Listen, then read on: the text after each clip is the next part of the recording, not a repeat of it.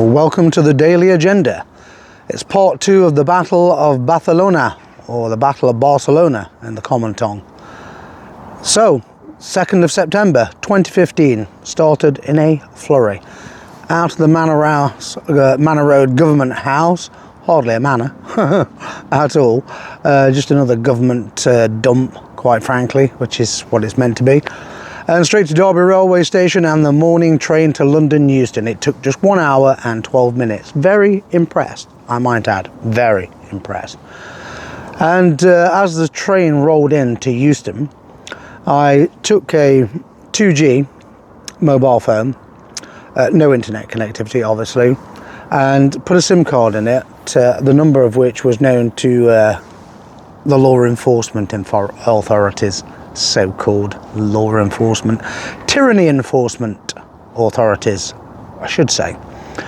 And I switched it on, put it onto silent mode, switched off vibrate, and just popped it behind the back seat of the seat nearest to the the toilet as I was walking off the train.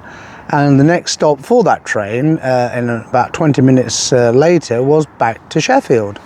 What's not to like? So they can just track the signal going back and forth until somebody found it. It's all good. It's just joy. And of course I was in London. Or was I? Did they really know that? Had he gone to London? Had he gone to Sheffield? Where was he? Or any of the stops en route? All part of the plan. And so yes, I went over to Victoria, London Victoria coach station, to book my ticket on Megabus to Barcelona. £40 one way from London. Leaving on the 4th of September, and from there back to Sussex Gardens, just off Edgware Road at Hyde Park, to stay in a cheap hotel and to prepare for the meeting with Rose Jordan that evening. It was about 6 p.m. and her brother would be shadowing as security. And yes, it all went very smoothly, in truth. And it was so good to be out of that dreadful government house in Derby and actually doing something meaningful, something productive, I felt. And time went very quickly because obviously I was proactive in doing something. And instead of just sitting around the place at Manor Road in Derby or trying to occupy myself with something meaningful. And this was a very meaningful expedition. And I wasn't going back to Derby. I'd be staying in London for the duration, and then from there to Barcelona, and hopefully then on to Moscow, all being well. That was the plan anyway. And 6 p.m. came around. I walked it from Edgware Road up to Baker Street tube station and met the indelectable Rose, the thorny Rose, as it were. And she dressed in used to in a very eccentric manner, which is probably our only failing in that type of environment, to be perfectly honest with you. But we had a coffee there, and then I insisted that we go out off CCTV and continue the conversation elsewhere. So we went on to Regents Park, and we sat there and discussed the work of the Humanitarian Battalion in Donbass, and that effectively, I would be representing the Humanitarian Battalion, in her view, as a volunteer, not in an armed conflict role, but obviously in a humanitarian role. It's all a smokescreen. It's all just a cover. I'm sure you know that. And so we discussed that and went through it in detail. And then Rose seemed to take fright for some reason. She was suddenly alarmed and alert and looking to her left and said we had company, and they've followed us all the way from Baker Street, and they're now sat to our left basically. And she said, just embrace me and kiss me on the cheek and make it look like we're just a couple of lovers having a canoodle in a city park. So that's what we did. It was quite amusing actually. It was like a scene from a film, truly it was.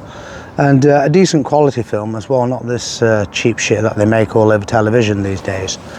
And she had the very essence of the Eastern European veteran who'd grown up playing cat and mouse with the KGB in the Soviet Union in Lithuania, occupied territory. And whether they wanted communism or not, they got it. So the whole point of communism, was it not? Still is, in truth. Hence globalism, which is neo-communism. And yes, we had a very interesting conversation, and we walked along at a very casual pace, talking about the situation in Donbass, the Novorossiyan militia, and the growing problem with the Ukrainians.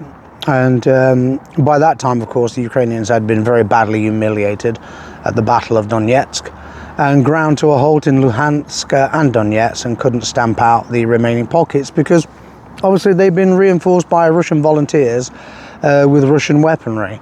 And the West, of course, was crying about it around the clock, but it was the West that caused the war. It was the West that carried out the regime change operation that got rid of Yanukovych and forced him to flee to Moscow. And it was the West, Washington primarily, aided and abetted by London and also Brussels, that started the Civil War and also caused the Maidan Revolution before that, the Colour Revolution, led to the Civil War, and that Civil War was still raging, and civilians, of course, were being killed to a far too frequent rate.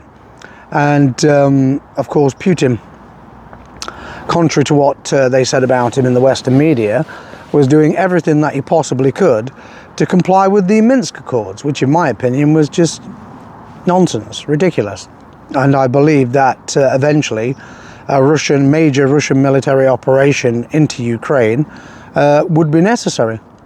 I had absolutely no doubt about it, although I hoped against hope that it simply would not happen. But it was on the cards. In my opinion, it was absolutely guaranteed. And so we discussed all of these matters, and Rose said, what is the plan?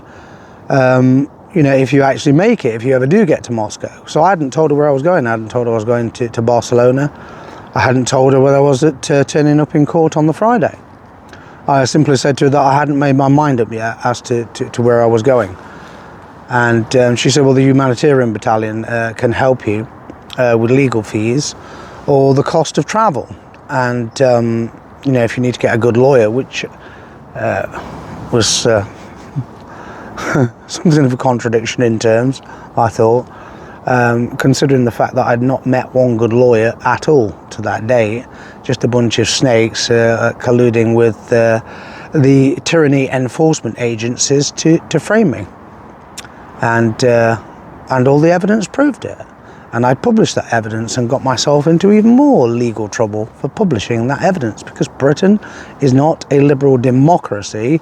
It does not have freedom of expression. It is a tyranny. It is an elective dictatorship propped up by instruments of tyranny.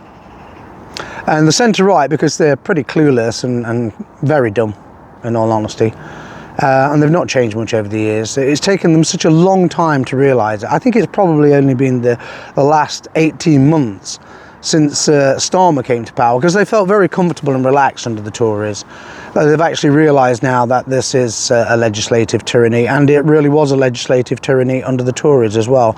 It's just that they were given free rein to do whatever they wanted most of the time, in truth.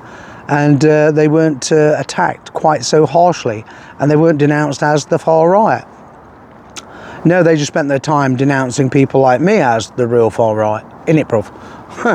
And so there I was, actually helping the Humanitarian Battalion to counter Ukrainian neo-Nazis in the Donbass.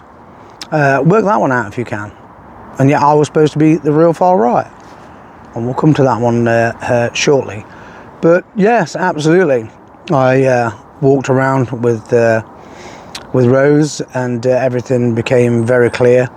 I realised just what a very sharp and professional operator she was, and I wasn't dealing with an amateur, thank goodness. And she struck me as being someone with the potential to become a pain in the arse quite easily.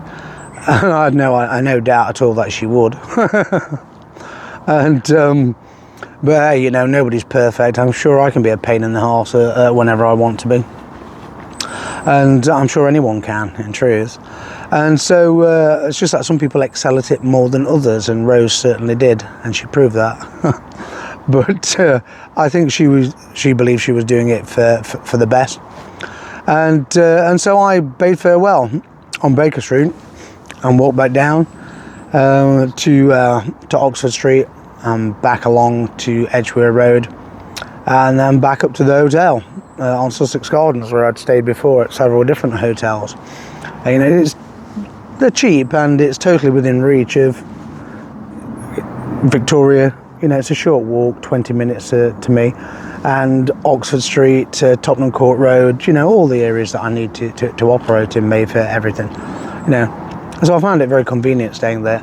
And within an hour of being back there, I got a text message from Rose saying that the Humanitarian Battalion wanted to help with financial assistance, and that I should meet her the next morning, being the 3rd of September, at Piccadilly Gardens, and from there we would go to the bank, and she would withdraw a sum of money to help me to pay with legal fees or to leave the country, whichever I decided. And I'd already made that decision because I already booked the ticket to Barcelona. I hadn't told her, I hadn't told anyone, in truth, and I paid for it in cash as well, just to be even more secure. And so that's the way it played out. And so I spent that evening wondering, you know, my goodness, now it really is for real. You know, I'm not sat in the government house in Derby on Manor Road waiting for it all to kick off. It's about to kick off. And for the first time, you know, the trepidation turned into a very clear vision of the deep dark night on the near horizon, the very near horizon. And instead of walking away from it or sailing away from it or running away from it, I was walking straight into it. It gives a whole new meaning to storm chasing. And so yes, that was a very sobering experience. But the good thing about a sobering experience is that it brings you back down to earth and dispels any notions of the way you want it to be, and introduces you to the way it is. So I just then switched my mind. I flicked a switch really into what the British Army calls battle mind. I was now really on a military operation, quite frankly, and I had to think and act accordingly. And I've always had this knack of being able to switch my mind into combat computer mode and divorce emotion and feeling. I can switch it back on again whenever I need to. But yes, and you know, all my years in the British National Party, direct action, leading direct action units, dealing with counter-espionage, particularly Special Demonstration Squad and undercover left-wing spies and MI5 agents. Yes, absolutely, you know, it was all good grounding. In fact, it was the best education I could ever have had in counter-espionage, quite frankly, counterintelligence. And I was grateful for it. And somehow, despite I knew I was walking into the deep dark night, it still didn't feel as dangerous as being in the British National Party at all. And I don't know why, because in truth what I was heading into and what I was attempting to do was significantly more dangerous in some ways, and if it went wrong, and my goodness, what a nightmare that would have been, quite frankly. Being banged up in a prison cell in Barcelona and waiting for extradition, anything could have happened. But that was the deep dark night ahead, the dark road. And I went to bed that evening, and the 2nd of September 2015 came to an end, not with any sense of fear, but with almost like a solidification of the mind into marble and the heart into steel of, this is it, here we go. Within 72 hours I'm going to be on the front line, Within 72 hours, I'm going to be on the front line, alone, in a foreign country that I've never been to before, don't know anything about, and with no backup of any description, unarmed. And yes, that really did put a proper sheen on things. And so tomorrow, tonight's episode is shorter than last night's, for obvious reasons, because it was just a functional day, a 2nd of September 2015. And tomorrow, of course, will be quite a bit longer and far more intriguing. And yes, probably the 4th of September will be the most intriguing, just to give you a little clue. But yeah, keep tuning in, absolutely. You know, 10 years ago, I was, in essence, a soldier going off to war in a foreign land without actually going off to any war. But that's exactly how it felt. And I'd volunteered for the Humanitarian Battalion, and they had a network all across Europe, which was most likely built by Russian intelligence.